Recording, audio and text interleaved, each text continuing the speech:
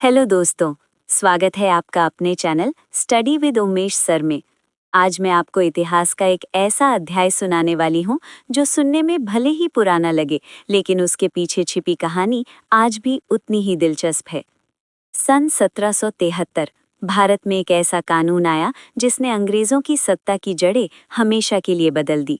नाम है regulating act 1773। लेकिन आज मैं इसे आपको एक कहानी की तरह सुनाऊंगी, एक ऐसी कहानी जिसमें है एक बीमार शेर और एक नया शिकारी। तो चलिए शुरू करते हैं। बहुत समय पहले ईस्ट इंडिया कंपनी भारत में शेर की तरह राज कर रही थी। प्लासी और बक्सर की लड़ाइयों ने उसे और भी ताकतवर बना दिया था। लेकिन जैसे जैसे कंपनी अमीर हुई, उसके अफसर भी भ्रष्ट होते चले गए। रिश्वत, मनमानी, गलत फैसले। कंपनी का ये शेर धीरे धीरे बीमार होने लगा। भारत में प्रशासन बिगड़ रहा था, राजस्व का हाल खराब था और कंपनी की जेबें भरने वाले अफसर जनता को परेशान कर रहे थे। ये सब देखकर ब्रिटेन की सरकार चिंतित हो गई।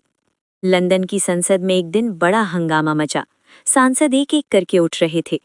कंपनी भारत में मनमानी कर रही है, भ्रष्टाचार चरम पर है, भारत का प्रशासन टूट रहा है। तभी ब्रिटेन के प्रधानमंत्री लॉर्ड नॉर्थ ने कहा, अब कंपनी को नियंत्रित करने का समय आ गया है। और इसी एक फैसले ने जन्म दिया रेगुलेटिंग एक्ट 1773 को। भारत के बंगाल में उस समय गवर्नर थे वॉरेन हेस्टिंग्स। एक दिन एक संदेशवाहक घोड़े पर दौड़ता हुआ आया और बोला, सर, लंदन से नया कानून आया है, रेगुलेटिंग एक्ट। हेस्टिंग्स ने चिट्ठी पढ़ी और उसके चेहरे पर एक हल्की लेकिन समझदारी भरी मुस्कान फैल गई। उसे महसूस हुआ, अब भारत में शासन का खेल बदलने वाला है। रेगुलेटिंग एक्ट ने 4 बड़े बदलाव किए और यही बदलाव इतिहास में बेहद महत्वपूर्ण है। पहला बदलाव, बंगाल के गवर्नर को अब गवर्नर जनरल की शक्तियां दी गईं और बना कौन? Warren Hastings. अब बॉम्बे, मद्रास और बंगाल सभी प्रेसिडेंसी उसकी कमान में थी। दूसरा बदलाव, हेस्टिंग्स अकेले फैसले नहीं ले सकता था।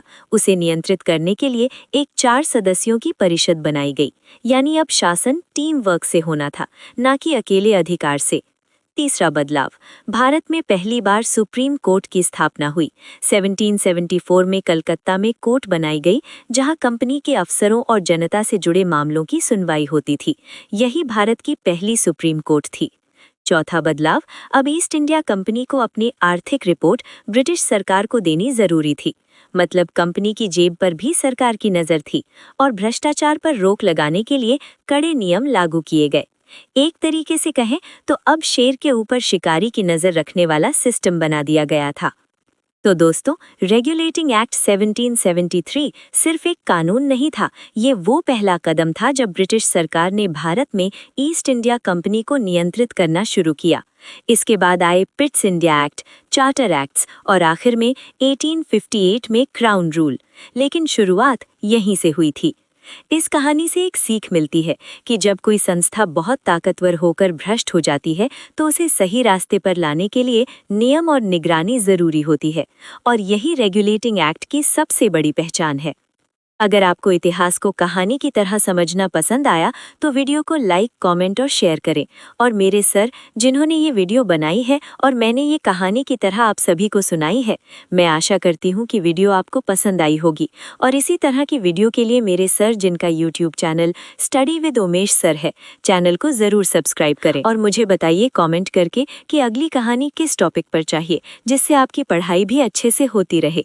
मैं मिलती हूँ अगली कहानी में। नमस्कार।